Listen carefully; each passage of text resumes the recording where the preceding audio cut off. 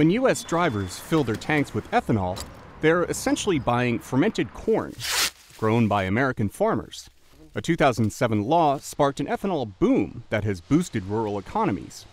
And corn absorbs the greenhouse gas carbon dioxide as it grows, says Bob Dineen, head of the ethanol trade group, the Renewable Fuels Association. We are produced from agricultural crops and residues that are taking carbon out of the air, something that petroleum cannot claim.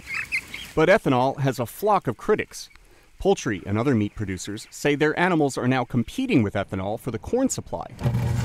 That has raised corn prices and costs for raising livestock, says Hobie Bowen, president of the Virginia Poultry Federation. Eventually, these higher costs borne by the industry have to be passed along, and so this policy has contributed to inflation, food inflation. And another factor may put a lid on ethanol's growth, says Patrick Kelly, a policy advisor for the American Petroleum Institute. There's more ethanol in the gasoline required by the mandate than the vehicle fleet and fueling infrastructure can handle.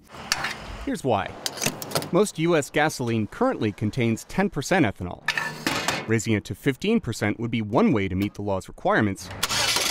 But some cars may not be able to handle a higher mix of ethanol, Kelly says. So if you have a car that was designed to use E10 and that fuel pump is not compatible with E15, it could leave you on the side of the road stranded. So the U.S. Environmental Protection Agency is proposing to lower the ethanol requirement for this year. Bob Dineen says that's a bad idea. It's going backwards on our energy policy, not forwards. Dineen says Congress passed the law intending to drive major changes in where the United States gets its fuel. One side effect, for example, car companies now make some models that can run on up to 85% ethanol. If you're going to have ethanol replacing gasoline, if we want to have options other than fracking and drilling deeper and deeper in the Gulf, we have got to assure investors that there's going to be a market for these new advanced biofuels.